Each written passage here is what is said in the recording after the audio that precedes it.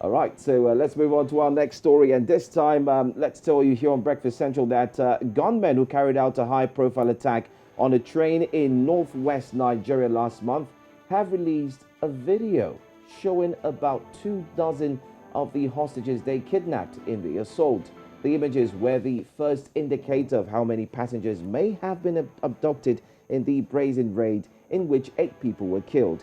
In a 2-minute video, around 24 people are seen sitting in a forest area, as you can see on the screen, including men and women. At least one man appears to be from Southeast Asia, while at least while others appear as Caucasians as well. But behind them, a group of gunmen stand in line. But guess what? Let's just take a listen to this video.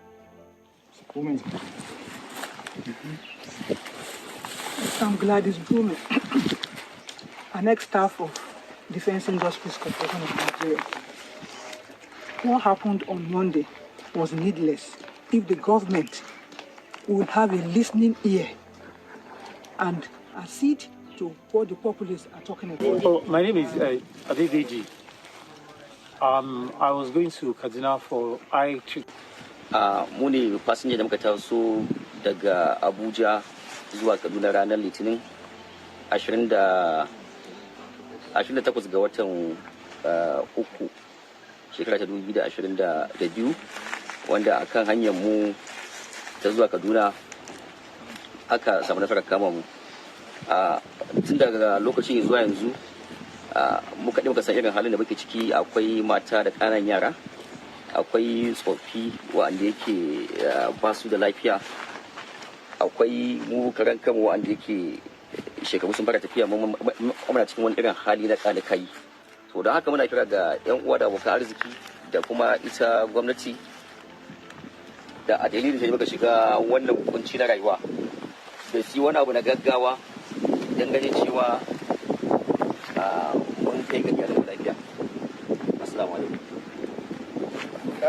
Karin bayanin da zan sha shi ne akwai korafe da suke da shi, ya kamata gwamnati ta neme su, ta ji korafinsu kuma ta samu ta warware musu al'amuran da suke damu. And there you have the video, new footage that has been released, and this video has been circulating online, Oluchi.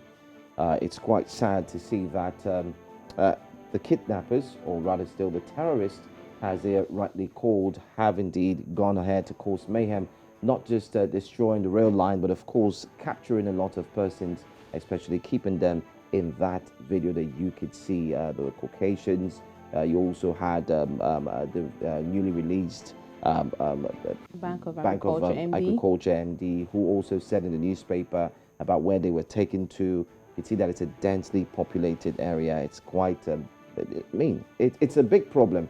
It is. I mean, seeing that video. Joe, it's heartbreaking. I mean, I'm more or less speechless at this point in time because they have come out to say, we read that in the papers a few days ago, that the government needs to come and negotiate with them. They want to have a dialogue with the government, and the government knows what they want or what they're requesting for at this point in time. And Joe, from the revelation or from the relieving of his time with this terrorist, the Bank of Agriculture, I beg your pardon, the MD of the Bank of Agriculture came out and explained, and it looked as if, allegedly, it looks as if these people are quite familiar with that terrain. So what this means is that this is not the first time they've been going along that terrain. They know the places to walk, they know the places to run, they know the places where vehicles can stop. So they have, to an extent, understood the terrain quite well enough to know the best places to hide these people and the best places not to come out to at certain times of the day. This is quite strategic and intentional. But right now, the people, I can't imagine what the families of these people are going through at this point in time. Seeing your mother, seeing your sister, seeing your uncle, your father,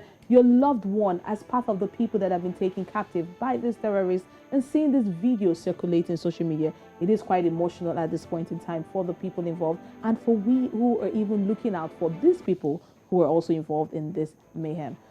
Still staying in Nigeria, quite an unfortunate situation. But